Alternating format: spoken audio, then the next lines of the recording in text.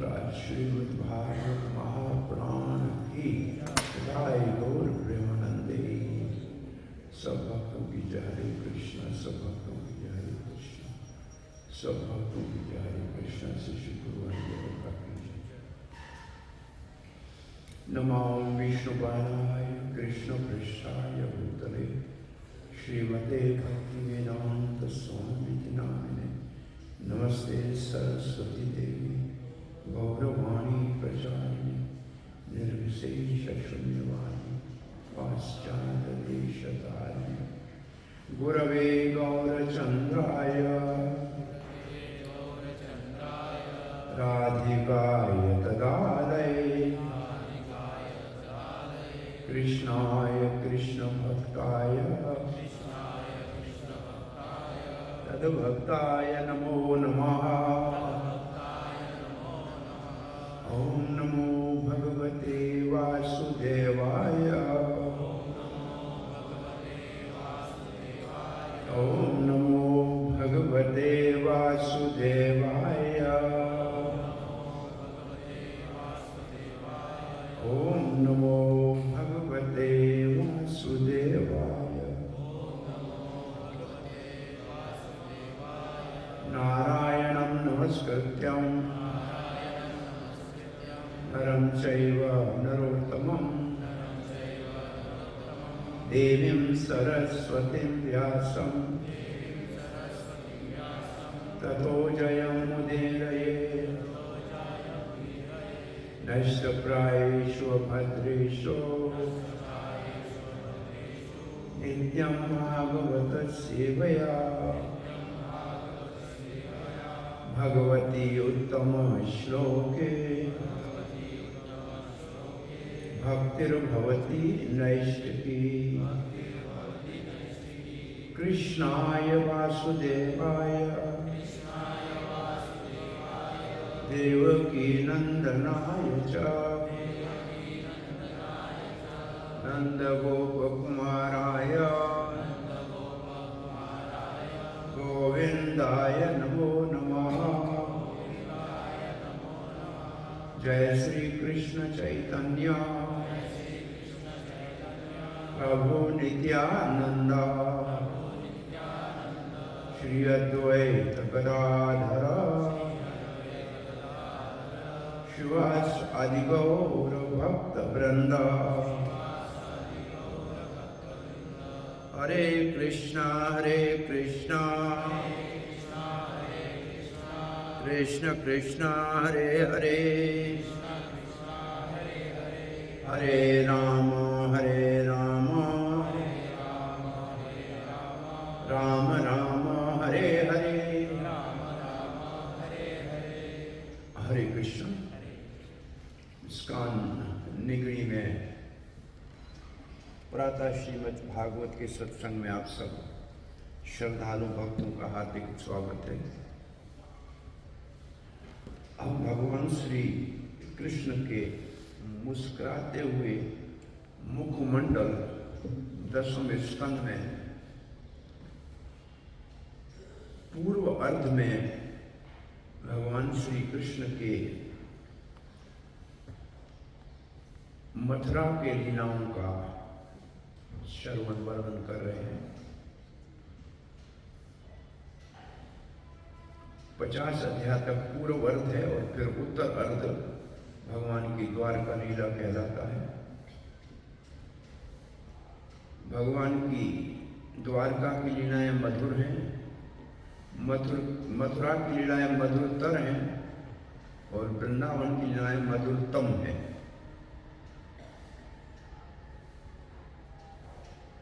भगवान श्री कृष्ण और बलराम अक्रूर के द्वारा कंस के धनुष यज्ञ में नंदगांव से मथुरा निमंत्रण दे के बुलाए गए थे। नंद बाबा भी ग्वाल बालों के संग मथुरा आए थे। श्री कृष्ण भगवान ने नंद बाबा के साथ मथुरा के सुंदर उद्यान में आके रहे और मथुरा के भ्रमण करते समय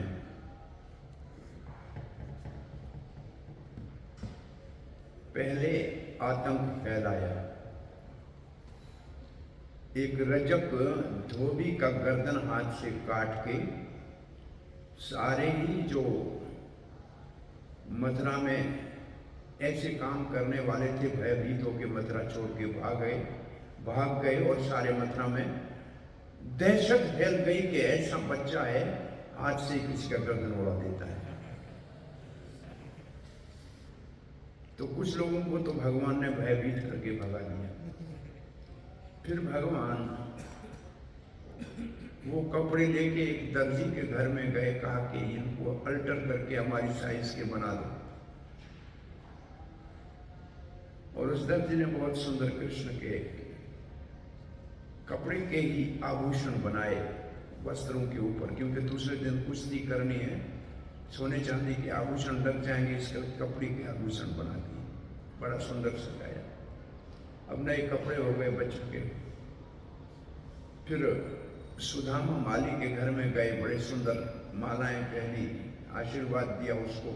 अब तो सारे मथुरा के दर्जी भगवान के पक्ष में हो गए कि ये हमारे गरीबों के घर में आता है। सारे माली भगवान के पक्ष में हो गए। और फिर भगवान ने कहा वो कपड़े भी नए आ गए,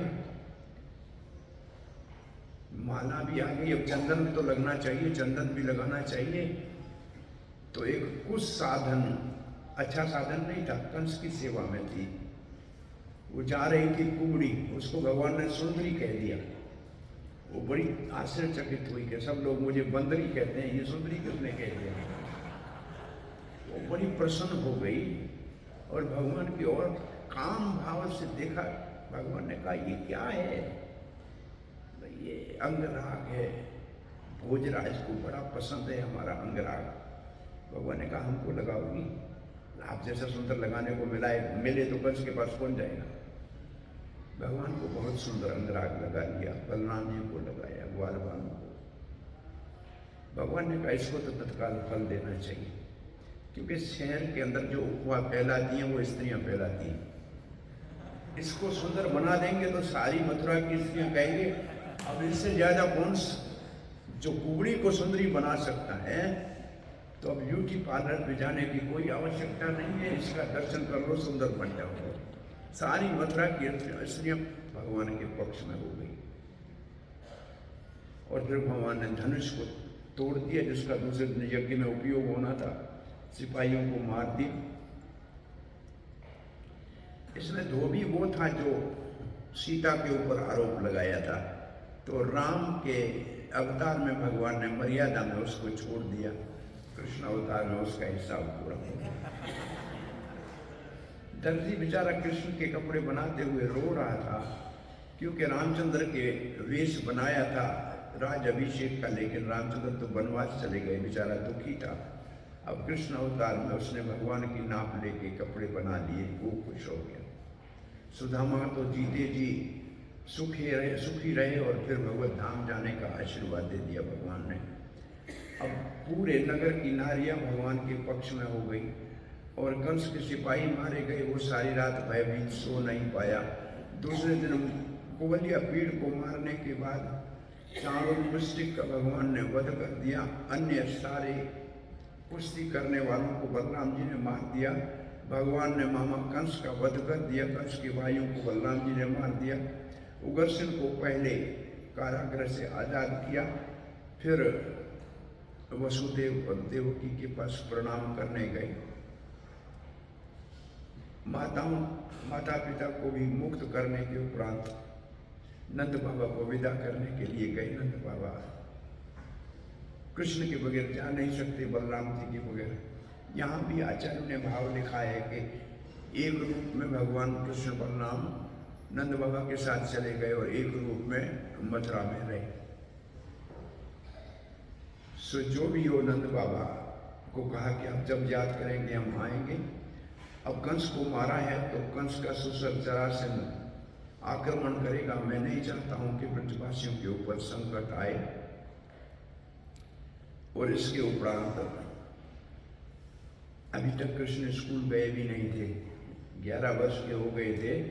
अब तक क ख सीखा ही नहीं था, अब तक गणित भी नहीं आती थी। कहते ब्रज में हमारे पास एक ही हिसाब है, पूरा दे दो या पूरा ले लो, या पूरा मुझको दे दो या पूरा मुझको दे दो, और कोई हिसाब आता नहीं था ब्रज में।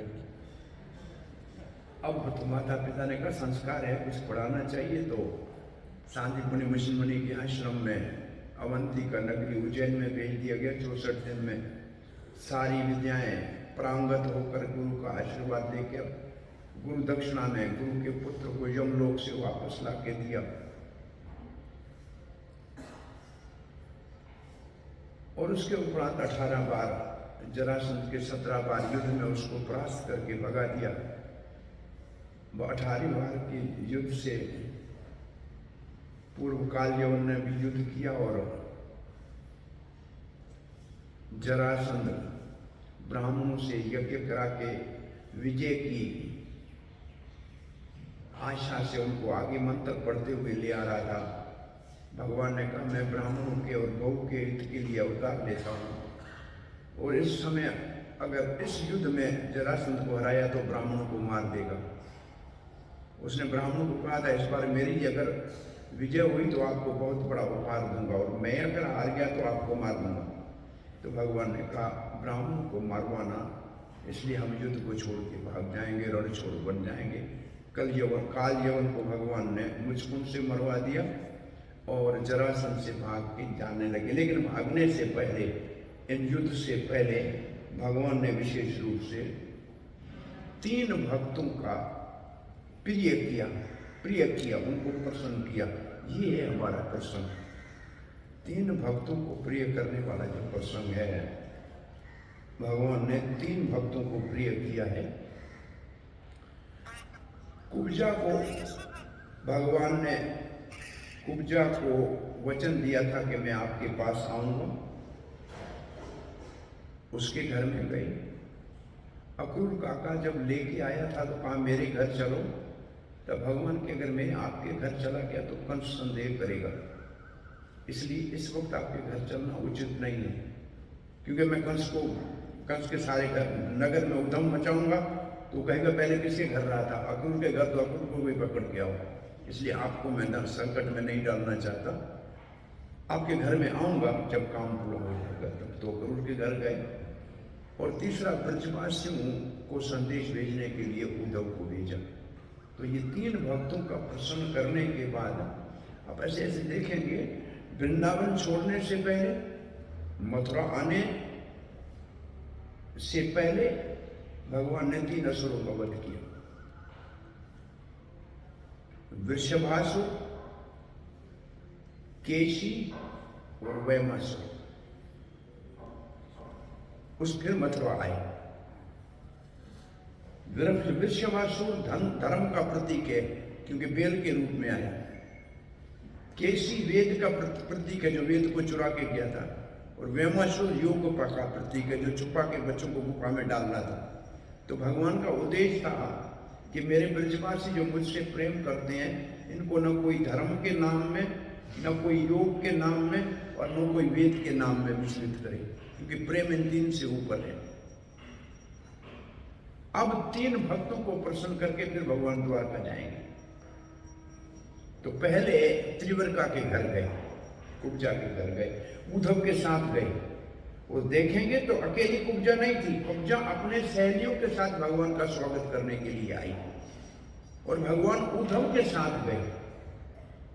और कुब्जा के हृदय में काम था, ऐसे रूप गोस्वामी लिखते प्राय काम है, परंतु भगवान के चरण से जो मकरंद निकलती है उसने कुब्जा के काम को शांत कर दिया, और कुब्जा के हृदय में शुद्ध भगवान की भक्ति को जागृत कर दिया। कुब्जा के पास जाने के प्रति भगवान का एक उद्देश्य ये था कि मैंने कुब्जा को वचन दिया था, उसका भी वचन निभा रहा हूं, तो गोपियों आपको वचन दिया है आऊंगा, तो कैसे नहीं निभाऊंगा। तो वो गोपियों को आश्वासन देने के लिए कि मैं कुब्जा के पास भी वचन पालन करने के लिए जा सकता हूँ, तो आप मुझसे शुद्ध प्रेम करती हैं, आपके पास कैसे नहीं आऊँगा? निश्चित रूप से आपके पास आऊँगा। अब भगवान आज हम श्लोक पढ़ेंगे, अक्रूर के घर जा रहे हैं और फिर अक्रूर 27 श्लोक तक भगवान की प्रार्थना करेंगे। वो तो वंदना भक्ति के आचार्य हैं, तो वंदना करेंगे और फिर भगवान अक्रूर को सेवा में लगाएंगे। हस्तिनापुर भेजेंगे पांडवों का समाचार लेने के लिए और उद्धव को भेजेंगे वृंदावन गोपियों को संदेश देने के लिए। इसके बाद भगवान मथुरा से द्वारका चले जाएंगे। तो आइए आज के श्लोक का हो इस सारे प्रसंग को देखने के बाद पाठ करते हैं।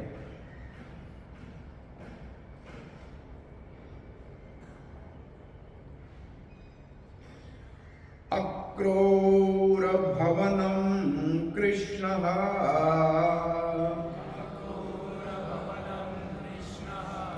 सह राम उद्धवः प्रभो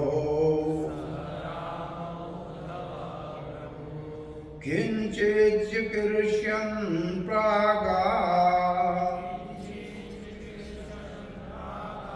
अक्रूर प्रियकाम्यया अक्रूर भवनं कृष्णः स राम उद्धवः प्रभो किंचित् चिकीर्ष्यन् प्रागात् अक्रूर प्रियकाम्यया अक्रूर भवनं कृष्णः स राम उद्धवः प्रभो किंचित् चिकीर्ष्यन् प्रागात् अक्रूर प्रियकाम्यया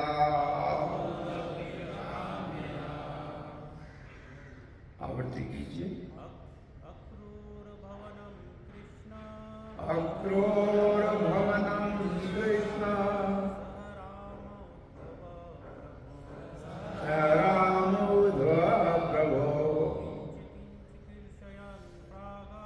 किंचित् चिकीर्ष्यन् प्रागात् अक्रूर प्रियकाम्यया अक्रूर भवनं कृष्ण स राम उद्धवः प्रभो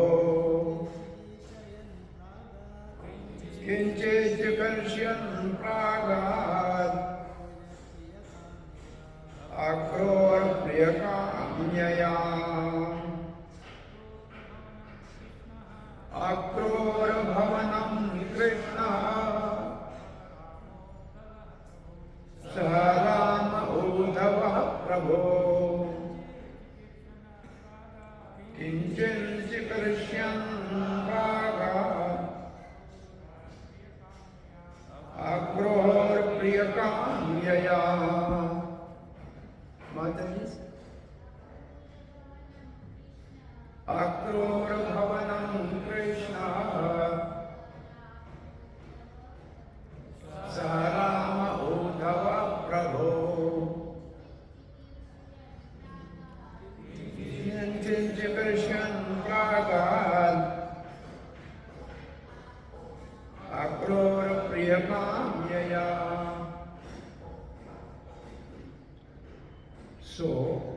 इस श्लोक में आप देखें अक्रूर भवनम मतलब अक्रूर के भवन में, इसका मतलब जिस घर में अक्रूर रहते थे अक्रूर के भवन में। प्रागात मतलब गए, अक्रूर के घर में गए। कौन गया? कृष्ण गया। कैसा कृष्ण? प्रभु जो स्वामी है। किसके साथ गया? राम उद्धव, बलराम और उद्धव के साथ गए। देखो श्लोक में क्यों गए? किंचित चिकीर्ष्य, दो काम है, किंचित चिकीर्ष्य और दूसरा अक्रूर प्रिय कामया। अक्रूर को प्रसन्न करने के लिए, अक्रूर का प्रिय करने के लिए गई। अर्जुन को भी भगवान ने ऐसा एक शब्द कहा है भगवत गीता में, तव हित कामया। अर्जुन को भगवान कहते तव हित कामया, इष्टोषी में दृढ़ो प्रीतम तव हित कामया। तुम्हारे हित की कामना से तुम मुझे प्रिय है। तो अर्जुन की हित की कामना से क्या किया? युद्ध में लगाया, यही किया ना। तो अक्रूर का भी प्रिय कामया क्या है? अक्रूर को सेवा में लगाएंगे कि जाके पांडवों का समाचार देंगे। अक्रूर का प्रिय, इसका मतलब भगवान जिससे प्रसन्न होते हैं उसको सेवा में लगाते हैं, सबको सेवा में नहीं लगाते। सब भगवान की सेवा के लिए योग्य नहीं है। जो भगवान की सेवा के योग्य होते हैं उसी को भगवान सेवा में लगाते हैं। तो अक्रूर को भगवान ने चुना है हस्तिनापुर में कुंती और 5 पांडवों का समाचार लेने के लिए। किंचित चिकृष्य मतलब कोई भगवान को सेवा में लगाने का कार्य था। श्री श्री राजा गोविंद देव की जय।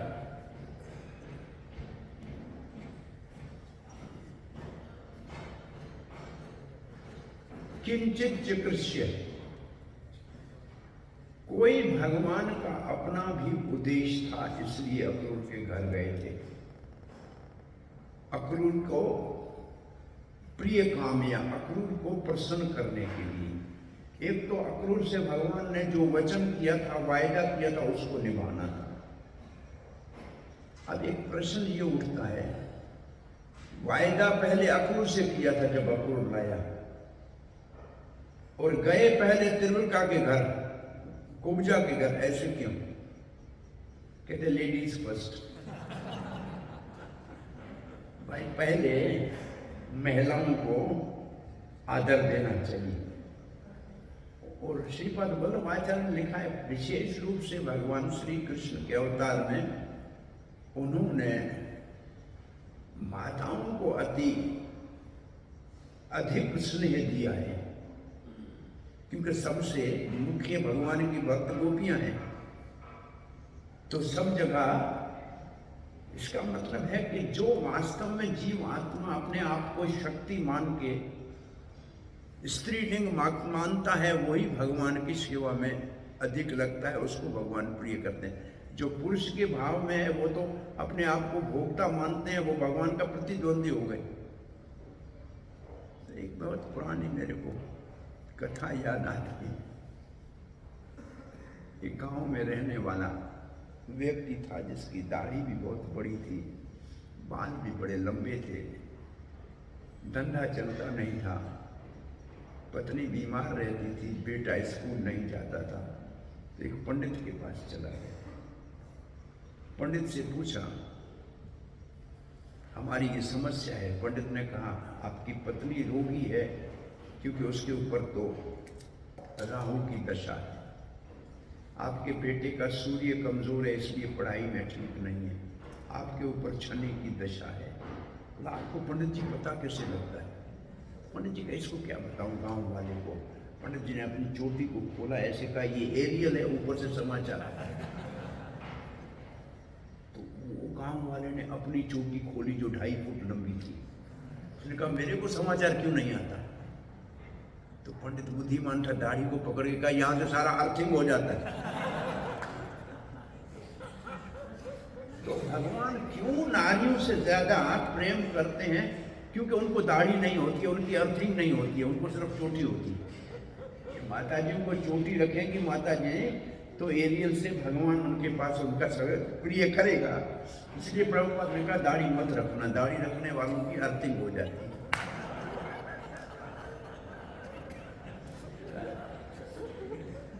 और वैसे भी भगवान ने कहा कि मैं मृत्यु संसार से आके गरुड़ के ऊपर और उनको तत्काल उठा जाऊंगा। तो भगवान डूबते को पानी में, भाई हम सागर में पड़े हैं ना, तो डूबते का बाहर क्या होता है, सर गर्दन होता है ना। तो भगवान ऊपर से ऐसे पकड़ेंगे, जिसकी चोटी होगी वो बच जाएगा, नहीं होगी तो मर जाएगा। भाई हाथ तो वही आएगा जिसको चोटी होगी। और ये सत्य है। हरिद्वार में हमको किसी ने कहा, पंडित जी ने कहा ये पानी बहुत वेग में है, यहाँ कभी कभी लोग बह जाते हैं, तो हम तैर के बचाने जाते हैं। स्त्रियों को बचाना आसान है, क्योंकि चोटी से हम पकड़ लेते हैं दूर। आदमी को हाथ डालते हैं, वो हमारे गले में हाथ देके हमको भी डुबाता है। इसलिए स्त्रियों को बचाना बहुत आसान है, क्योंकि उसको चोटी होती है। तो माता जी जो चोटी रखती हैं, उनके लिए सौभाग्य है कि भगवान उनको अपने प्रेम भक्ति दे। और जो बाल कटवाती हैं, उनका तो नाक भी कटेगा सबको।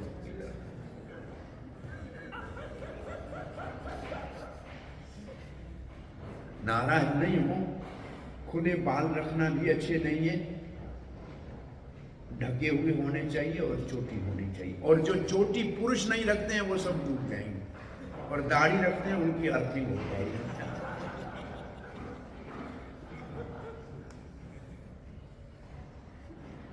हरे कृष्ण।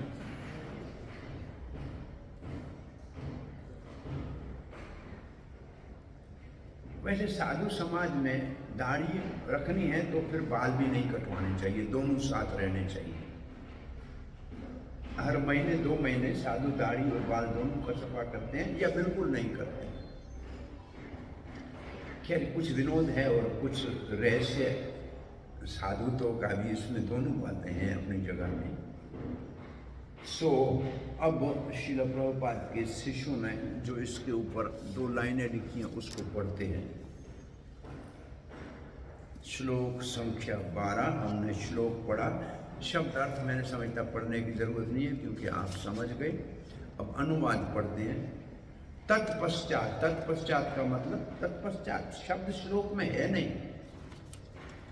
श्लोक में शब्द है अक्रूर भवनम कृष्ण।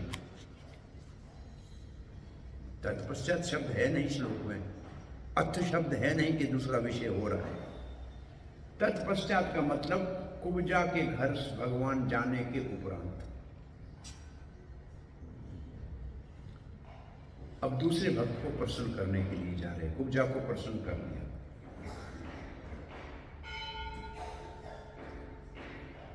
कुब्जा वाले प्रसंग में आप पढ़ते आ रहे हैं, आचार्यों के 2 भाव लिखे हैं।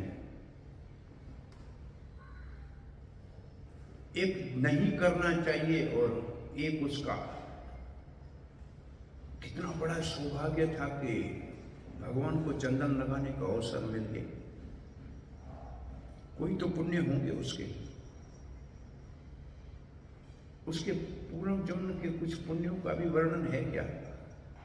हमारे पास ये प्रसंग चल रहा था वृंदावन में, इसके ऊपर बहुत चर्चा चली थी।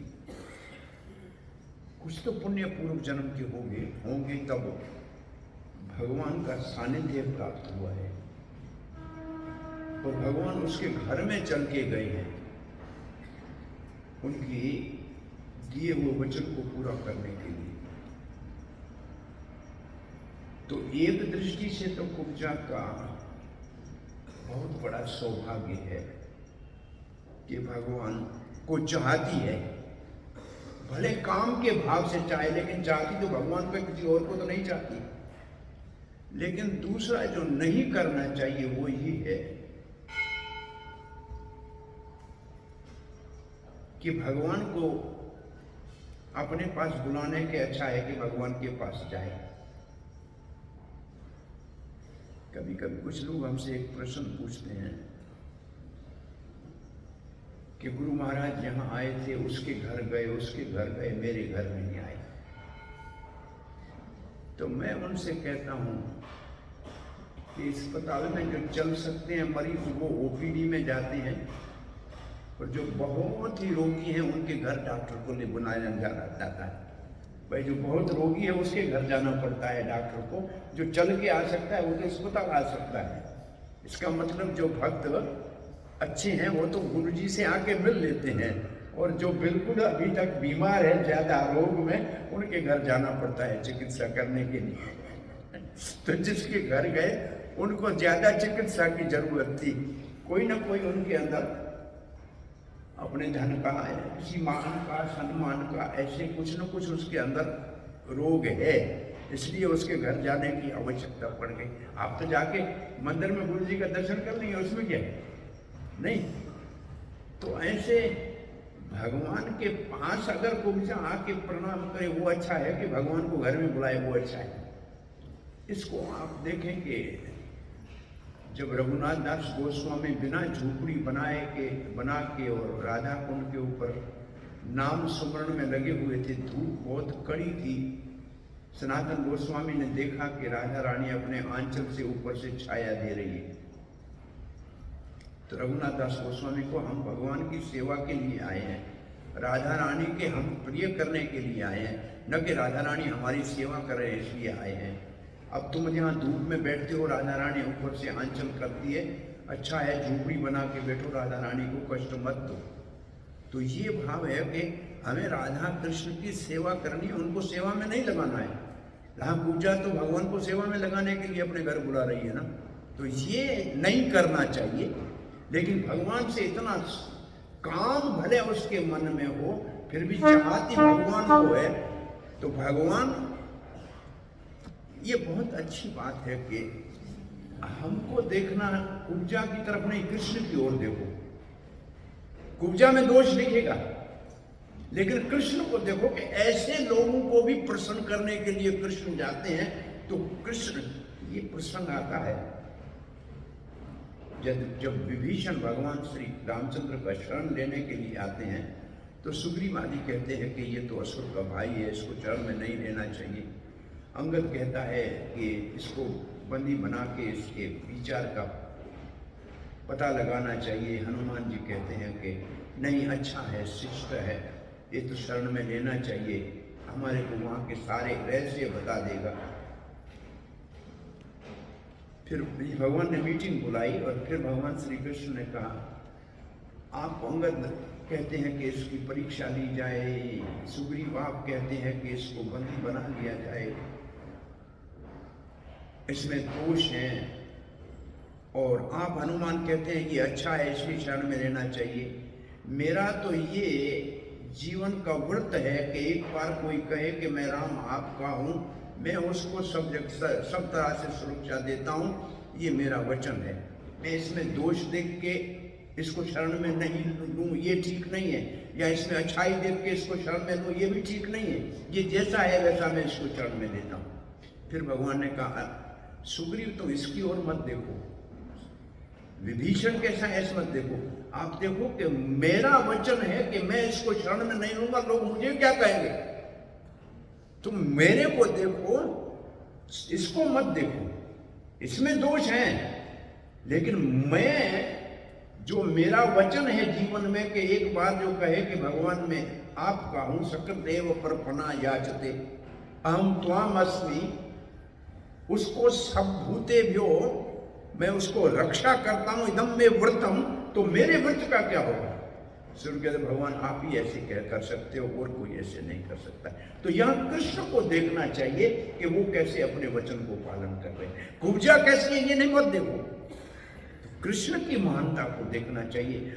उनके पास साधन वाला आए, कुछ साधन आए, निस्साधन आए, कैसा भी आए भगवान उसका उद्धार करते हैं। निस्साधन, कोई साधन नहीं था, पत्थर के रूप में पड़ी थी अहल्या, भगवान ने उसका उद्धार किया कि नहीं किया।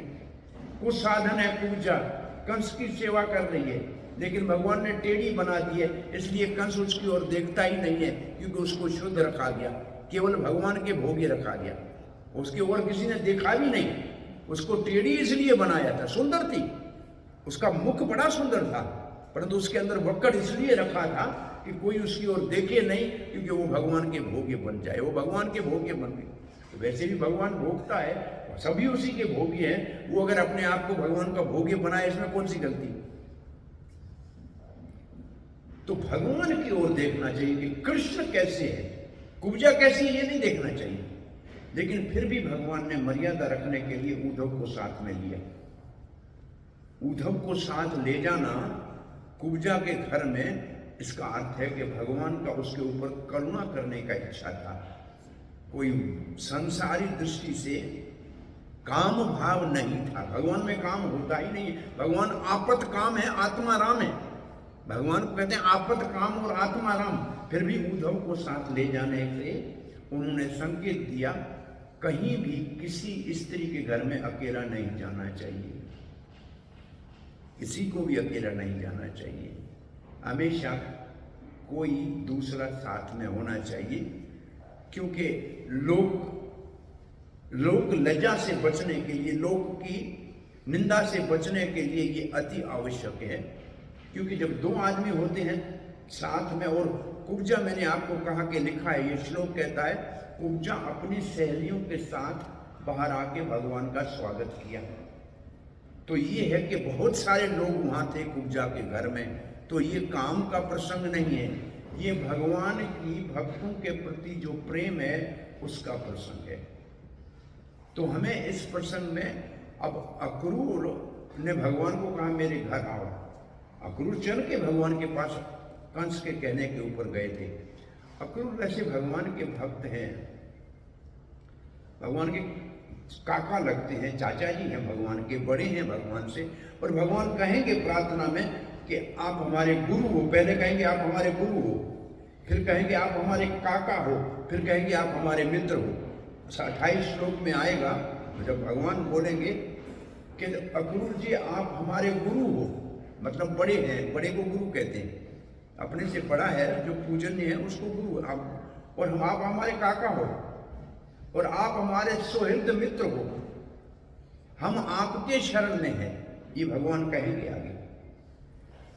तो अक्रूर के प्रति भगवान का, अक्रूर का भगवान के प्रति जो प्रार्थना का भाव है, तो संबंध भी अक्रूर का। सारे यदुवंशी कंस के भय से मथुरा छोड़ के चले गए थे, लेकिन अक्रूर रह गया था इस आशा से कि भगवान के दर्शन का और भगवान की सेवा का मुझे अवसर मिलेगा। तो पहला अक्रूर को भगवान की सेवा का अवसर कौन सा मिला? रोहिणी माता जब गर्भवती हुई तो उसको घोड़ी के ऊपर चढ़ा के ले जाके नंद भवन में छोड़ के आई। ये अक्रूर काका ने काम किया था कि बलराम जी माँ की माता को नंद बाबा के घर छोड़ के आए थे। क्योंकि नंद बाबा और वसुदेव आपस में भाई हैं। महाराज देवमीड एक हुए हैं यदुवंश में, उन्होंने 2 विवाह किए थे। एक क्षत्रिय रानी थी, उनसे उनको पुत्र हुआ सूरसेन, और सूरसेन का बेटा हुआ वसुदेव। एक वैश्य रानी से उन्होंने विवाह किया था, उससे पुत्र हुआ पर्जन्य, और पर्जन्य के घर में नंद बाबा पैदा हुए। तो दादा नंद बाबा का और वसुदेव का एक ही है, तो है दोनों भाई। इसलिए जब कभी कभी ब्रजवासियों को भी यदुवंशी और वृषणिवंशी कहते हैं, वो भी वृषणिवंशी हैं, यदुवंशी है असल में। तो दोनों आपस में भाई हैं, एक वैश्य है और एक क्षत्रिय काम कर रहा है, तो उनका आपस में पहले से संबंध है। इसलिए रोहिणी को अक्रूर जी घोड़ी के ऊपर, स्वयं घोड़े के ऊपर, मोहिनी माता को घोड़ी के ऊपर चढ़ा के नंद भवन में छोड़ के आए थे। ये पहली सेवा की थी। अब जब बलराम जी की सेवा की, बलराम जी की माता की सेवा की, मतलब बलराम जी की सेवा की, तो फिर भगवान की सेवा मिलेगी ना। तो आचार्य की सेवा पहले करनी है, गुरु की सेवा पहले करनी है। बलराम जी तो आदि गुरु हैं, तो आचार्य की सेवा करने से, रोहिणी माता के आशीर्वाद मिलने से अक्रूर को सौभाग्य मिला कृष्ण बलराम के दर्शन का। कंस ने अक्रूर को चुना कृष्ण बलराम को मंगाने के लिए। तो यदुवंशियों में पहले अक्रूर ने भगवान का दर्शन किया ना मथुरा से, उन दोनों को लाने का काम किया, लेकिन डर रहा था कि कहाँ मैं क्रूर कंस के पास इनको ले जाना। तो भगवान ने अक्रूर घाट के ऊपर उनको इस संदेह से, इस भय से मुक्त किया कि जल के अंदर स्नान करते हुए अक्रूर को शेष शैया के ऊपर सोए हुए भगवान विष्णु का दर्शन हुआ। और 3 बार देखा कि वो जो रथ के ऊपर बैठे हैं वही जल में उनको दर्शन दे रहे। बाहर निकले तो भगवान श्री कृष्ण ने पूछा, काका संध्या वंदन स्नान हो गया? बोला, क्या? अब आपका दर्शन करने के बाद कोई संदेह नहीं रह गया। और यहाँ हमारे आचार्यों का ये मानना है कि अक्रूर घाट से स्वयं भगवान श्री कृष्ण अदृश्य रूप से प्रकट लीला में वृंदावन में रह गए, स्वयं प्रभु बलराम वृंदावन में रह गए। यहाँ से महासंकर्षण और वसुदेव कृष्ण मथुरा के लिए प्रस्थान किया। तो अक्रूर जी को भगवान ने दर्शन, साक्षात दर्शन भी दिया, स्नान करते हुए भी दर्शन दिया। तो अक्रूर जी जब पहुंचे मथुरा तो कहा, हमारे घर चल के रुको बेटा। तो भगवान ने वचन दिया फिर आपके घर आएंगे। तो उस वचन को निभाने के लिए भगवान अक्रूर के घर बलराम के दोनों को कहा था ना मेरे घर आना, तो बलराम जी को साथ ले गए। बलराम जी को साथ कुब्जा के घर नहीं ले गए, लेकिन यहाँ अक्रूर के घर बलराम जी को साथ लेके गए, क्योंकि उन दोनों को कहा था मेरे घर भैया, और दोनों का रिश्ता एक जैसा है। तो उन दोनों को साथ उनके घर ले गए। और काम 2 थे, श्लोक में लिखा हुआ है, तो यहाँ अपन पढ़ रहे थे। तत्पश्चात भगवान कृष्ण, प्रभु जो शब्द है वो भगवान की स्वतंत्रता को सूचित करता है। भगवान स्वामी है और जो सेवक है उसके घर में भी भगवान जाके उसको सेवा में लगाते हैं। वो अगर नहीं भी आए तो उसके घर चले जाते हैं। एक गुरु जी थे, उसके शिष्य किसी कारण से नाराज होकर घर चले गए, 3-4 दिन मंदिर में आए नहीं। कभी ऐसे होता है, डांट दिया होगा किसी ने, या मंदिर में सेवा में कभी तो प्रसाद कम मिलने से भी भक्त नाराज होकर 2-3 दिन नहीं आते हैं कि हमारे को महाप्रसाद क्यों नहीं मिला, सबको दे दिया। कोई कारण हो 3 दिन नहीं आया तो गुरु जी 2 आदमी को साथ लेके उसके घर गए। बोला, तुम्हारा हमारे बगैर काम चल सकता है, तुम घर में बैठ सकते हो, लेकिन तुम्हारे बगैर हमारा काम नहीं चल सकता, तुम चल के सेवा करो।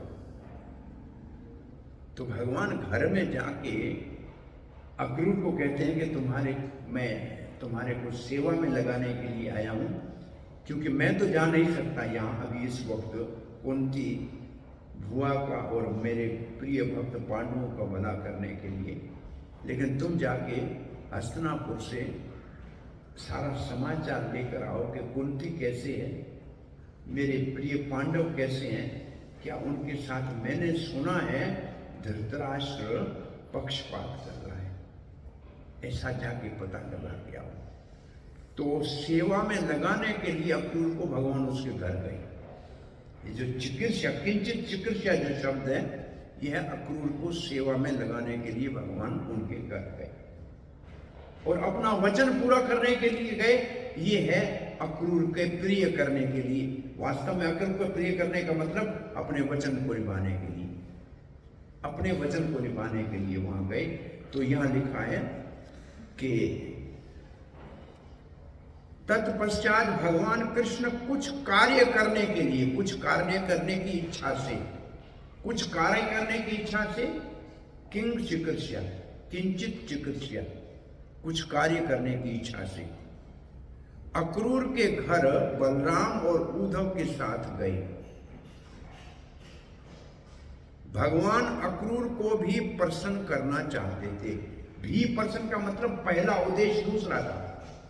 पहला उद्देश्य था किसी काम में लगाने का, सेवा देने का, और दूसरा उद्देश्य था उसको प्रसन्न करना है, क्योंकि उसने कहा था मेरे घर आना, तो मैं उसके घर जा रहा हूँ। हम दोनों भाइयों को कहा था, हम दोनों भाई। और प्रभुपाद के शिष्यों ने 2 लाइन लिखी है। त्रिविक्रम के घर भगवान के जाने के पश्चात की पिछली घटना, इसका मतलब जो अभी तक 11 श्लोकों में भगवान का कुब्जा के घर में जाने वाली बात, और अब अक्रूर के घर जाना। अब अक्रूर के घर भगवान गए हैं, ये मथुरा नगरी में कृष्ण की दिनचर्या, दिनिक आचर्यों को मनोहर झांकी प्रस्तुत करता है। बस इतना ही लिखा है।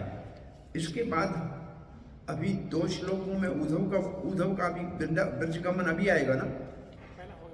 उद्धव ब्रजगमन हो गया। अच्छा, उद्धव तो पहले उद्धव को ब्रज भेजा, फिर इन 2 का जो है प्रिय करने के लिए गए। तो इससे सबसे प्रिय तो ब्रजवासी हैं, उनके पास उद्धव को संदेश देकर भेजा और उद्धव को भी वहां से प्रेम का पाठ पढ़ाया। एक ये रहा हुआ था, बृहस्पति से सब ज्ञान प्राप्त करके आया था, लेकिन प्रेम के में पूरा था अभी तक, तो गोपियों से उसको प्रेम का पाठ पढ़ा दिया। अब वो कृष्ण के साथ कुब्जा के घर जाएगा तो भी उनको कृष्ण के जो माधुर्य है वही झलकती दिखाई देगी, क्योंकि अब वो प्रेम का पाठ पढ़ के आ गया है। तो अब उसको भगवान साथ लेके गए और ये दिखाने के लिए, अब तुम कह रहे थे कि चलो गोपियों के पास, जब मैं कुब्जा के पास भी जा रहा हूँ उसका वचन निभाने के लिए, तो उनके पास भी जरूर जाऊंगा। आप देख के आए हैं। तो अक्रूर ने आके ये कहा कि आपको जाना चाहिए गोपियों के पास, सारे आपको याद कर रहे हैं, आपसे इतना प्रेम करते हैं। तो अब भगवान ने कहा देखो करो, पहले कुब्जा का भी वचन निभाता हूँ, उनका क्यों नहीं निभाऊंगा। तो अक्रूर को ये भगवान श्री कृष्ण को, उद्धव को ये एक संदेश देना था कुब्जा के घर ले जाने से। तो बार बार कह रहे थे चलो वृंदावन, चलो वृंदावन।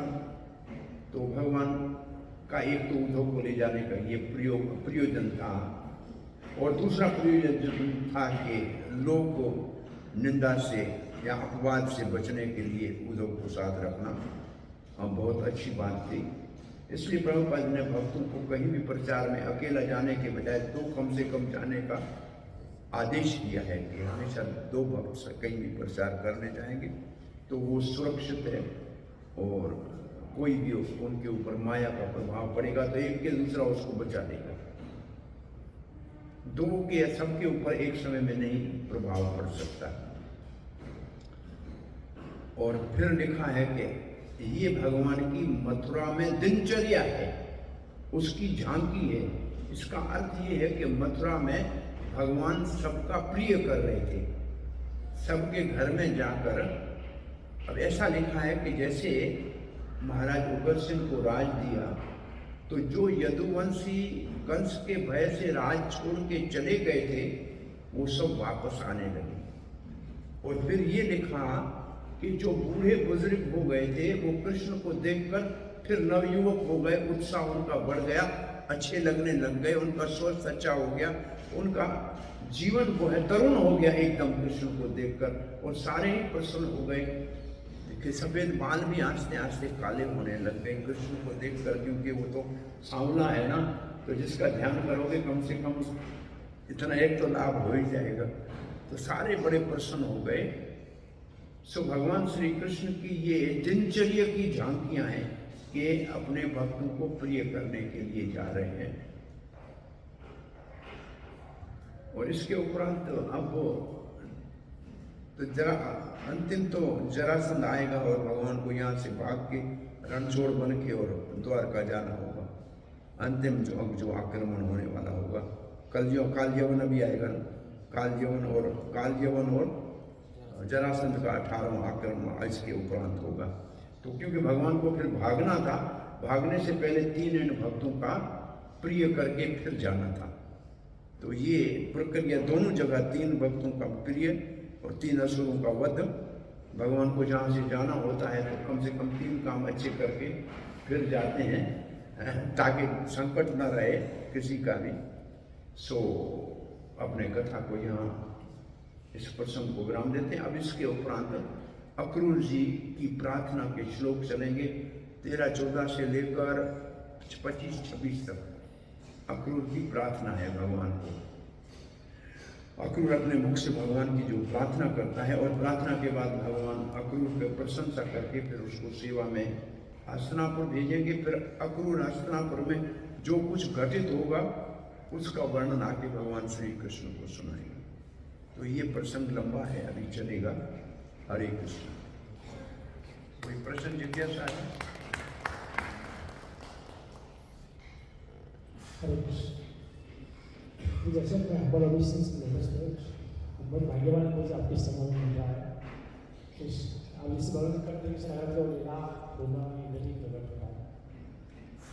लेकिन हमारा मेरा प्रश्न ये है, आप इसे श्लोक को पढ़ रहे थे, अलग अलग शब्द ऐसे देख रहे हो तो आपने ऐसे बता कि जो अर्थ क्लियर होता है तो भागवत का इस श्लोकों को कैसे पढ़ेंगे, जैसे आपने शुरू कल हम बता रहे थे आपको 2-4 मिनट से एक काम करना पड़ेगा। प्रभुपाद ने बड़ी कृपा की है, श्लोक लिखा है, शब्द अर्थ लिखा है, अनुवाद लिखा है, तीनों को एक बार पढ़ो और उसके बाद ये देखो कि कौन सा शब्द श्लोक का कौन सी जगह अनुवाद में पड़ा है।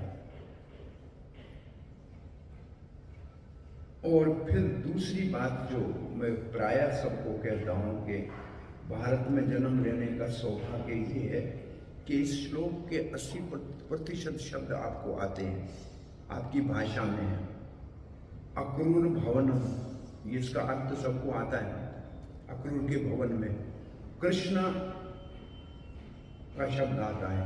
सह बलराम, सह मतलब साथ में शब्द आता है। उद्धव, अब बलराम के साथ उद्धव एक बनाया, रामो उद्धव, तो राम और उद्धव, वो जो ऊ का यू का ओ हो गया रामोद्धव, रामोद्धव। अब प्रभु स्वामी, किंचित चिकित्सा, इसका अर्थ हो सकता है नहीं है कुछ काम कर, कुछ काम के उद्देश्य से। चिकित्सा का मतलब कोई तो काम का उद्देश्य था। और प्रागात का मतलब गए, तो जो अक्रूर भवन है उसके साथ लाइन कैसे पूरी हो गई? अक्रूर के भवन में गए होना चाहिए ना, गए कहाँ है? वो प्रगात गए। कौन गए? कृष्ण राम और उद्धव के साथ गए। क्यों गए? किंचित चिकित्सा, कुछ काम था इसलिए गए। और क्या उद्देश्य था? प्रभु है, स्वामी है, तो स्वामी है तो अपने सेवक का प्रिय करने के लिए गए। नाम है प्रभु है ना, तो अक्रूर सेवक है तो उसके प्रिय करने के लिए गए। तो स्वामी को अपने सेवक का हित करना चाहिए, प्रिय करना चाहिए, इसलिए गए। तो ये श्लोक को ऐसे देखने से बहुत आसान हो जाता है श्लोक के शब्दों का रस आस्वादन करना। तो जो श्री रूप गोस्वामी लिखते हैं, भागवत के शब्दों के अर्थ का रस आस्वादन करो। भागवत पढ़ना नहीं लिखा है, भागवत के शब्दों का रस आस्वादन करो। तो ये शब्दों का रस आस्वादन कर रहे थे हम, श्लोक के शब्दों का रस आस्वादन। और इसके लिए और अच्छी तरह से इसको जीवन में सीखना है तो विश्वनाथ चक्रवर्ती का टीका में आप जब अनुवाद पढ़ेंगे ना, तो वो ऐसे प्रश्न उत्तर की तरह पढ़ेंगे, इस तरीके से पढ़ेंगे, तो वहाँ से ये बात बहुत अच्छी समझ में आती है। उनकी टीका से प्रभुपाद ने उनकी टीका को 90% उनकी टीका को ऐसे लिया है। और फिर अपनी एक विशेषता ये है कि पूर्व हमारे आचार्य हैं, उन्होंने शब्दों की परिभाषा दी है।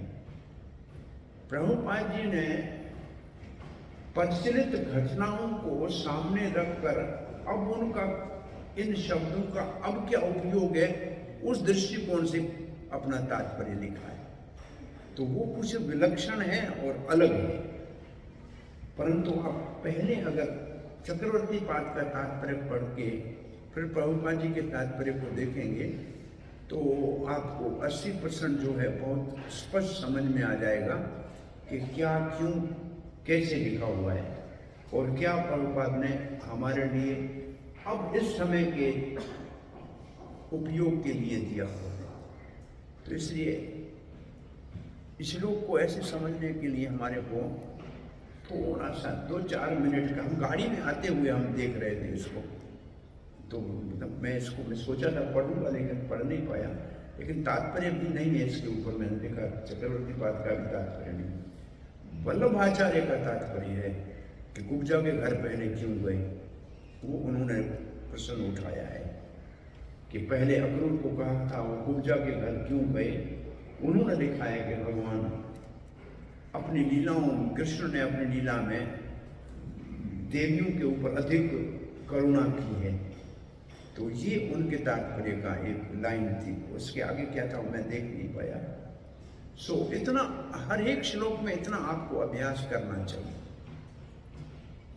भले एक बार जैसे पढ़ते हैं प्रायः शब्दार्थ तो कर लेना चाहिए, लेकिन फिर इससे एक छोटी सी ऑपरेशन करनी चाहिए। ऑपरेशन इसको कहते हैं, श्लोक का ऑपरेशन करना। तो अब उसके शब्दों के अर्थ को देखना। मैं समझता हूँ शायद अपने वाड़ा के ट्रांसलेशन में और भागवत विद्यालय के दोनों में उन्होंने श्लोक को प्रोज में करके लिखा हुआ है कि लाइन कैसे इसकी सीधी बनती है। उन्होंने ऐसे पहले ही लिखा, इस तरह से बना के लिखा हुआ है।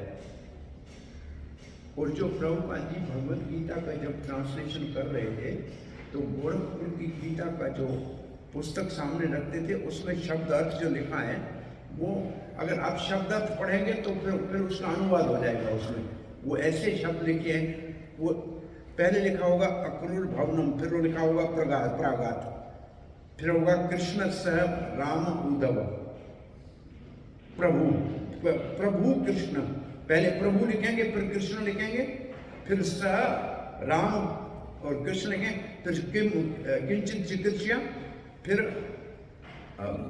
अक्रूर प्रिय। ये इस तरीके से लिखेंगे कि आप जब उसको पढ़ें तो सामान्य अनुवाद हो जाए। तो ऐसे लिखा होता जो किताब देखते थे। तो ये भी एक शैली है आसानी से समझने की। ये सिर्फ भारतवासियों के लिए है, ये अन्य कोई नहीं। आप अन्य जगह पे ऐसे नहीं कर, बाहर के देशों में ऐसे नहीं कर सकते। कहते हैं बाद में, लेकिन पहले उनको वर्ड टू वर्ड पढ़ के सुनाना पड़ेगा, क्योंकि उनको शब्दों का अर्थ नहीं आता है। न अक्रूर का, न भवन का पता है उनको, और न ही प्रिय का पता है। तो ये उनके लिए शब्द मुश्किल है। उनको तो फिर वही सिस्टम जो प्रभुपाद ने लिखा है, वर्ड टू वर्ड पढ़ के, अनुवाद पढ़ के, फिर उसके ऊपर ऑपरेशन करना पड़ेगा। और नहीं तो भारत में तो ये शैली और अच्छी है। भारत के भक्तों के लिए ये शैली अच्छी है ताकि उनको रुचि हो श्लोकों को पढ़ने में और श्लोकों को समझने में। 80% आपको आता है, सिर्फ 20% प्रयास करना है। प्रायः हर श्लोक में आपको 70-80% उसका अर्थ आता है। सिर्फ देखने की जरूरत है। एक बार थोड़ा सा नीचे देखोगे ना तो अभ्यास हो जाएगा। और इतना श्लोक से पहले कभी भी क्लास देनी है तो कम से कम 10 श्लोक पहले, 10 श्लोक बाद में पढ़ना चाहिए। तो आपको कम से पता लगेगा कि कौन सा प्रसंग है, कौन बोल रहा है, क्यों बोल रहा है, किससे बोल रहा है, उद्देश्य क्या है। और प्रवचन, श्लोक पढ़ने से पहले, प्रवचन देने से पहले थोड़ा सा पहले भूमिका बनानी चाहिए कि हम क्या विषय आज बोलने जा रहे हैं, इससे पहले क्या घटना हुई। क्योंकि रोज सब लोग तो नहीं आते हैं क्लास में। तो अगर पहला मथुरा की लीलाओं का वर्णन नहीं करते, सीधा ये श्लोक पढ़ते, तो उसके साथ वो संबंध समझना बहुत मुश्किल है। क्या क्या अक्रूर के घर गए, क्या मतलब। तो इससे पहले कहाँ क्या किया भगवान ने, अक्रूर लाया था, वो पूरी कथा पहले 2-4 मिनट, 5 मिनट में समझे सेटिंग द सीन। पहले आपको एक पूरा दृश्य, वो वहाँ श्लोक कहाँ बोला गया वहां तक सबको लाना पड़ेगा। अब ये श्लोक हम पढ़ रहे हैं, अब भगवान अक्रूर के घर जा रहे हैं, इससे पहले क्या क्या किया वो भी सबको थोड़ा संक्षेप में सुनाना चाहिए, कि श्लोक की तक लाना चाहिए उनको। तो वो रिलेट करेंगे कि ये श्लोक कब, कहाँ, क्यों, कैसे आया। और अब तो उसको समझने में उनको थोड़ा सा रुचि होगी। तो ये एक सरल शैली है। और दूसरा हमारा अपना जीवन का एक्सपीरियंस ये है कि किताब में जो लिखा होता है ना, वो पढ़ने की भाषा है जो आंखों को अच्छी लगती है, और जो बोलने की भाषा है वो कान को अच्छी लगती है। तो बोलने की भाषा किताब की नहीं होनी चाहिए। किताब की भाषा बोलोगे तो लोग सो जाएंगे, क्योंकि वो आंखों की भाषा है। बोलने की कान की भाषा होनी चाहिए। आप जो प्रचलित भाषा जो बोलने की है उसमें बोलो। तो आप किताब के ऐसे का ऐसे बोलोगे ना तो किताब की भाषा कान के लिए नहीं है। ये मेरा अपना अनुभव है कि किताब खोल के किताब के शब्द पढ़ोगे तो नींद आएगी, क्योंकि आंखों की भाषा है, आंख बंद हो जाएगी। तो बोलने के लिए सामान्य भाषा बोलनी चाहिए जो लोग सब समझ सकें। किताब की साहित्य भाषा होती है, उसका आंखों से रसास्वादन होता है, लेकिन कान से उसका रसास्वादन नहीं होता। वो उसका उद्देश्य वो है। दोनों में अंतर है थोड़ा सा, हमारा अपना ये अनुभव है। हम वही बातें अपनी भाषा में कहने का प्रयास करते हैं ताकि लोग सामान्य भाषा में समझ सकें। हरे कृष्णा। और कोई सी कोई प्रश्न? इस प्रभु से आप वर्णन कर रहे थे, तो मेरा प्रश्न ये है प्रभु जी की भगवान की लीला में देखते हैं कि भगवान उनके ऊपर ही कृपा कर रहे हैं जिनका पिछले जन्म में उनके साथ कुछ कनेक्शन है या उन्होंने कुछ उनकी स्वीकृति है या कुछ तो किया है। तो हमारे जैसे जीवों का क्या होगा, क्योंकि हमें जैसे कृष्ण करुणा सिंधु और अहेतु की कृपा के बारे में हम सोचते हैं, ये विचार भी करते हैं। तो क्या भगवान को प्रसन्न करने के लिए, भगवान की कृपा प्राप्त करने के लिए हमने पिछले जन्म में कुछ करना ही चाहिए या भगवान कृपावश हमारा उद्धार कर सकते हैं? इस अहेतु की शब्द को थोड़ा सा वर्णन करेंगे। पहला ही श्लोक जो मंगलाचरण का भागवत में है ना, उसमें लिखा है कृति भी तत्क्षणात् कृति भी। वो कृति भी का मतलब है सुकृति भी, जिसके पूर्व जन्म की सुकृति उदय हुई है, भक्ति जनित सुकृति, वही भागवत को सुनने के लिए आएगा। भगवान भागवत सुनने वाले के हृदय में अवरुद्ध हो जाएंगे, लेकिन कौन सुनाएंगे? जिनकी सुकृति हो। तो एक और भक्ति का अधिकार किसका है? रूप गोस्वामी कहते हैं दो बातें लिखी है। भक्त उत्तम भक्ति का अधिकारी कौन है? कई जन्मों की सुकृति इकट्ठी हुई है, तब भक्तों का संग मिला है, और भक्तों की आज्ञा का पालन करेगा तो भक्ति शुरू होगी। भक्तों तक लाने के लिए सुकृति चाहिए, और फिर भक्तों के संग में भक्तों की शिक्षा को स्वीकार करने से भक्ति शुरू होती है। तो भक्ति का अधिकार किसको है?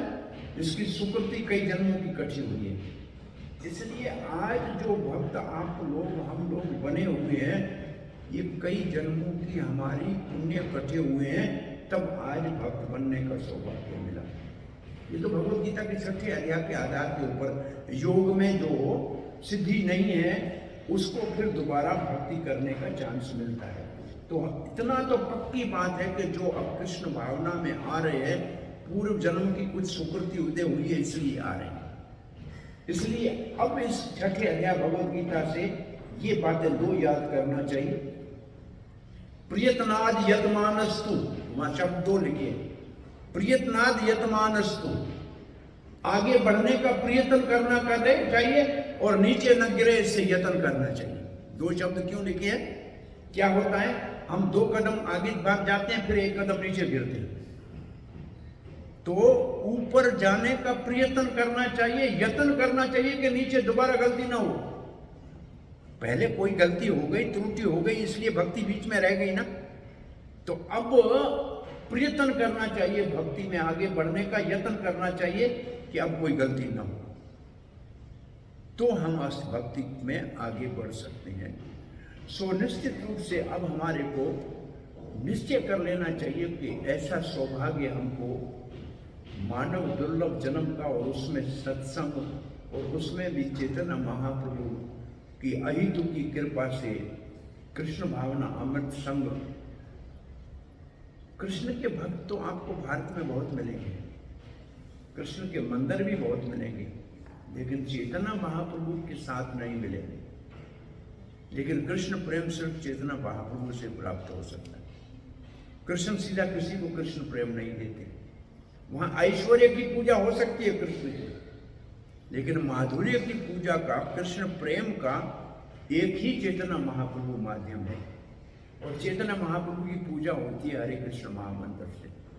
तो जहाँ हरे कृष्ण महामंत्र चैतन्य महाप्रभु की प्रसन्नता के लिए कीर्तन करके गाया जाता है, वो वहाँ कृष्ण प्रेम को प्राप्त करने का वातावरण बनता है, और जो उससे भाग ले सकते हैं वो तब मिलेगा जब नित्यानंद उनके लिए सिफारिश करेंगे।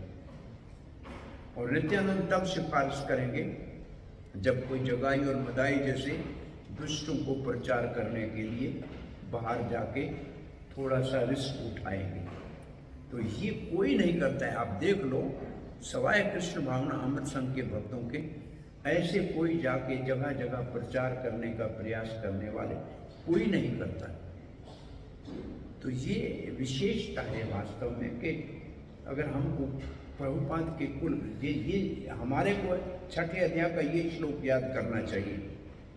अथवा योगी नाम कुले भवती धीमता, जिनकी भक्ति 90% पहले थी, 10% रह गई, उसको किसी बड़े योगी के कुल में धीमता, पहले है अथवा योगी नाम एवं कुले भवती धीमता। कैसे योगी के कुल में जन्म मिलेगा? जो बुद्धिमान होगा। धीमता ऐसे नहीं सब रोड के ऊपर घूम रहे हैं योगी, नहीं, वो भी योगी नहीं। धीमता, और धीमता उसको कहते हैं जिसकी बुद्धि कृष्ण में लगी हो। सती मति मुकंदे, धीमताम का मतलब जिसकी मति ने, मति का मतलब चुनना, जैसे हम वोट देते हैं उसको कहते हैं मतदान। इसका मतलब आपने किसको चुना है, तो आपकी बुद्धि ने जीवन में किसको चुना है। धीमताम का मतलब है जिसकी बुद्धि ने भगवान को चुना है। ऐसे योगी के कुल में जन्म मिलेगा। तो कुल में जन्म के कहते हैं गुरुकुल। तो हमने प्रभुपाद के कुल में जन्म लिया है। हम जितने भी कृष्ण भावना में हैं, हम सबने प्रभुपाद के कुल में जन्म लिया है। ये इस्कान एक कुल है, गुरुकुल है। तो गुरु का कुल होता है, कुल का मतलब परिवार। तो हमारी भक्ति तो पहले बहुत की हुई है, 90% की हुई है, तब वो प्रभुपाद के कुल में इस्कान में हमको जन्म मिला है। इसलिए अब थोड़ा सा रहा हुआ है, उसको सावधानी से पूरा कर लेना चाहिए। हरे कृष्ण।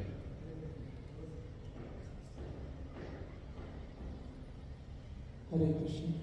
आपने कहा कि आपको मथुरा में रुककर प्रभु को सेवा का मौका मिलेगा भविष्य में। मथुरा, आपको मथुरा में रुक गए थे ना, हमको भविष्य में सेवा का मौका मिलेगा। वो किस आधार पर ऐसा उन्होंने कल्पना किया कि भविष्य में सेवा मिलेगी? अक्रूर का कुछ विशेषताएं हैं, और कुछ अभी तक भी अक्रूर के अंदर एक द्वारका में अक्रूर साथ जाएंगे। अक्रूर ऐसे भक्त है जो वृंदावन में भी गए हैं भगवान के पास, मथुरा भी रहे हैं, द्वारका में भी रहे हैं। तो इससे को ऐसे समझना चाहिए कि कुछ भक्त जो है संकट आने के ऊपर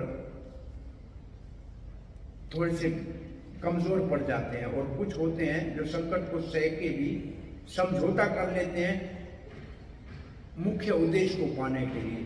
तो अक्रूर ने कंस से समझौता कर लिया और उसकी इच्छाओं के अनुसार रह रहा था, लेकिन उद्देश्य ये था कि भगवान, क्योंकि वसुदेव से मिलता था, देवकी से भी मिलता था, तभी तो रोहिणी को छोड़ने गया था।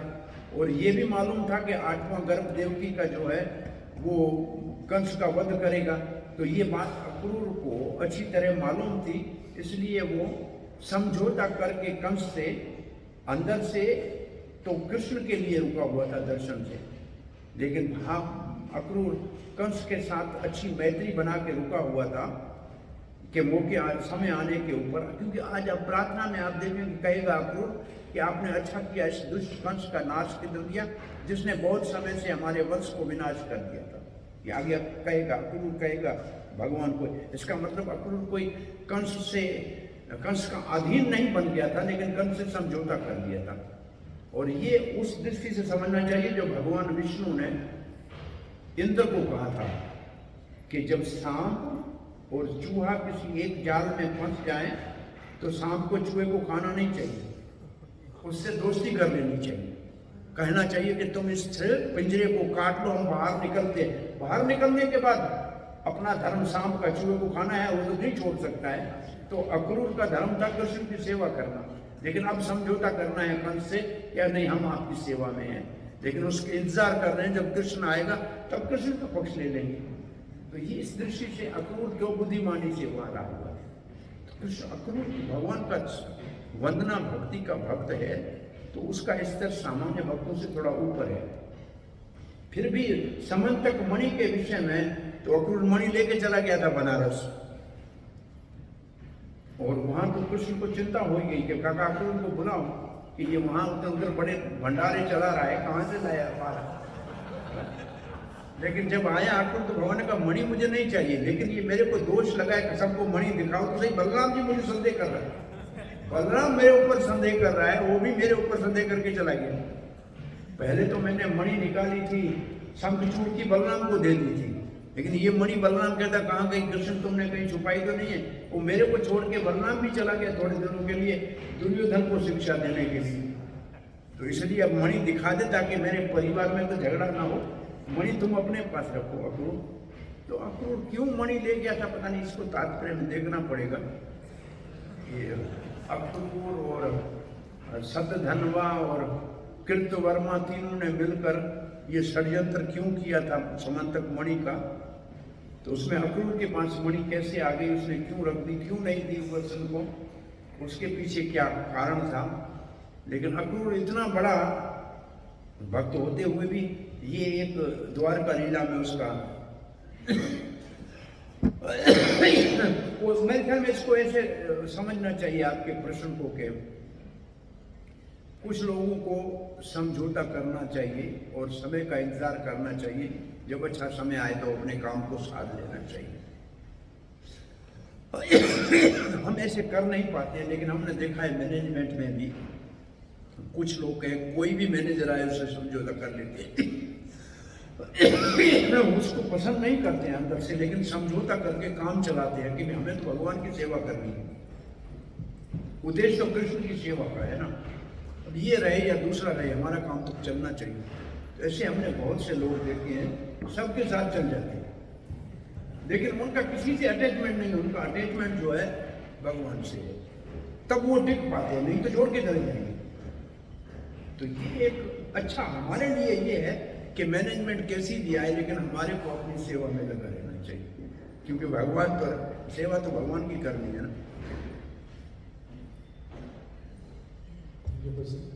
मेरा प्रश्न बहुत वैसे है, हम सुनते जब भगवान कृष्ण कुछ काटते हैं तो हाथ में थोड़ा ब्लॉक आ गया, हाथ से भगवान कृष्ण के हाथ से ब्लॉक आया तो द्रौपदी अपना सारे काटते थे, इसलिए भगवान के शरीर को शक्ति आनंद है तो कैसे ब्लॉक आ सकता है। ये तो विषम पितामह कहते हैं मेरे तीखे तीखे बाणों से आपके कवच चिन्ह भिन्न हो गया और जगह जगह से खून बह रहा था, ये तो विषम देव कह रहा है। और उसी के तात्पर्य में लिखा है कि भगवान का चिन्हमय शरीर है, उसमें कोई मांस आड़ नहीं है, लेकिन जब लीला भगवान कर रहे हैं तो उस समय खून भी दिखता है, मांस भी दिखता है, कवच भी दिखते हैं, कि सामान्य लीला तो सामान्य कर रहे हैं, लीला शक्ति। जैसे इसको ऐसे समझ लें कि आप तो भक्त हैं, अब कल यहाँ अगर ड्रामा करें और आपको कंस बना दें तो आप कंस तो नहीं बन गए ना, लेकिन उस वक्त आप डायलॉग कंस के बोलोगे, लेकिन फिर दोपहर में जब प्रसाद पे आओगे तब आपको थोड़ी निकालेंगे कंस कहाँ से आ गए। तो जब लीला शक्ति ड्रामा कराती है तब वो सब चीजें भूल जाती हैं। वो एक लीला की दृष्टि से होता है, वास्तव में नहीं होता है, लीला की दृष्टि होती है। जैसे जादूगर जादू दिखाता है वो असल में नहीं होता है, लेकिन वो आंख का धोखा होता है। तो ऐसे ही भगवान की लीला आंख का धोखा दिखा देती है कि खून निकल आए, होता नहीं है लेकिन दिखा देती है। जैसे माया हमको जहाँ असली चीज नहीं है वो दिखा देती है, वहां योग माया ऐसे दिखा देती है, काम वही करती है, लेकिन उसमें उद्देश्य जो है भगवान के प्रेम को बढ़ाने का होता है। जैसे पूतना के आने के ऊपर यशोदा उसको पहचान नहीं पाई, भाई इतनी भगवान की माँ है, एक राक्षसी को पहचान नहीं पाई, रोहिणी भी साथ में बैठी लेकिन योग माया ने कहा आप नहीं पहचानो इसको, क्यों? क्योंकि कृष्ण से प्रेम बढ़ाने के लिए लीला हो रही। तो ये जो योग माया खून दिखाती है, वो खून होता नहीं है, लेकिन दिखाती है इसलिए कि द्रौपदी का प्रेम कृष्ण के प्रति बढ़ जाए, सेवा का मौका उसको मिल जाए। ये खून दिखाता है कल भीष्म पितामह को, ताकि वीर रस का रसास्वादन कर सके। वो दास भाव में है और वीर रस का रसास्वादन कर सके, इसलिए भगवान ऐसे दिखाते हैं। कुछ चोट नहीं लगती है भगवान को बाण पांव में लगा, लेकिन बाण लगने से भगवान को कुछ नहीं हुआ। पहले तो उस जरा को भगवान ने अपने धाम भेज दिया, जरा को पहले भगवान के धाम भेज दिया। उस बाण से कुछ नहीं हुआ भगवान को, परंतु बाण से भगवान यहां से चले गए, ये तो लिखा है। बाण बहाना था एक, बाण क्या भगवान का बिगाड़ेगा। लीला भगवान को करनी है, इसलिए ऐसे करेंगे जैसे सामान्य लोगों की होती है। यही तो भगवान की दिव्य है लीला। अलौकिक है। इसको समझने के लिए हमको तीनों गुणों से ऊपर आना पड़ेगा, तब समझ पाएंगे। अब हम तीनों गुणों के अंतर्गत है, इसलिए हमको वो खून दिखता है। भाई हम जगन्नाथ मंदिर में जाते हैं, हमको तो जगन्नाथ ऐसे दिखते हैं। चैतन्य महापुरुष जाते हैं तो त्रिभंग ललित दिखते हैं, क्योंकि उनकी दृष्टि जगन्नाथ के ऊपर कृष्ण की है, हमारी नहीं है। हमको नहीं दिखते हैं त्रिभंग। तो श्रीमद् भागवत महापुराण का श्री प्रभुपाद की जय। गौर प्रेमानंदे।